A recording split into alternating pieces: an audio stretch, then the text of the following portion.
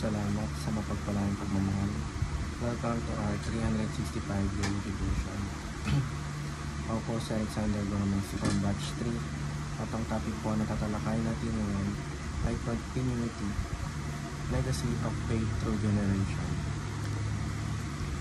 Ngayon po ang ating pag-aaralan ay tungkol sa 2 Timothy chapter 1 verse 5. At buksan po natin ang ating puso at isip sa magandang salita ng Diyos. Sinasabi dito lang, I am reminded of your sincere, which first lived in your grandmother, Eunice, and in your mother Eunice, and I am persuaded, now lives in you also.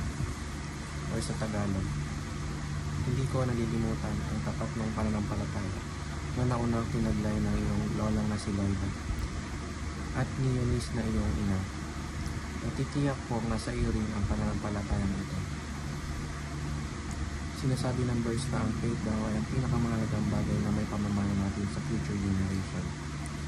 Magmula man sa lola, sa ina, at hanggang sa anak na makakaanak din sa tangkalan.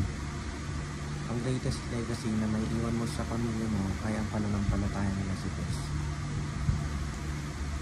Teaching number 1. Faith in Christ is the most valuable inheritance. Walang kahit anuman ang makakatumbas sa kahalagahan ng pananampalataya. Kaya ito dapat ang goal natin na maiwan sa pamilya natin na magpatuloy pa sa mga susunod na henerasyon. Teaching number 2. The legacy of faith is a seed full of potential.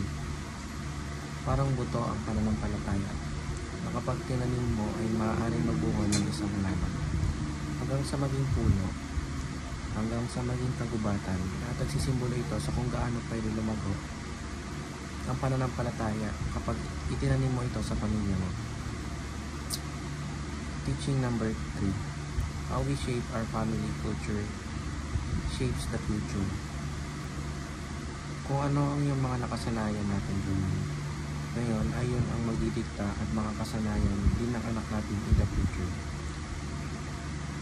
Kaya piliin natin na magkaroon sila ng magandang culture of faith.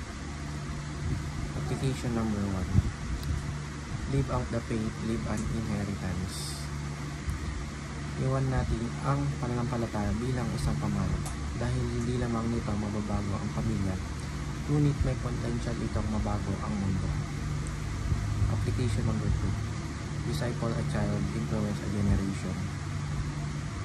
Kahit isa lang na child ang turuan mong manampalataya, ay mababago nito ang mundo dahil domino effect ito. Application number 3. Shape the culture, build the future. Ngayon pa lang ay piliin na natin ang buhay na may pananampalataya sa Diyos at iwan ang mga kasalanan. Isipin natin ang future generations na dapat silang mamuhay sa culture of faith.